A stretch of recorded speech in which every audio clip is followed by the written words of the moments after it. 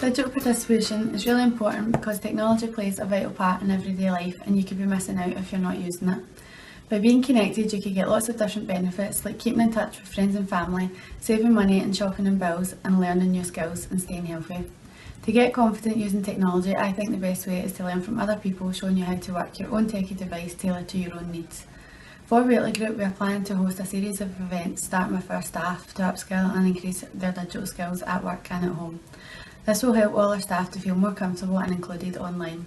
This will involve giving them hints and tips on how to use their own personal device, showing them how technology can aid their health and well-being, how to get the best out of social media while staying safe online, and how they can save money. So digital participation can include lots of different ways to be connected with many benefits, but it is important that it is individual to each person.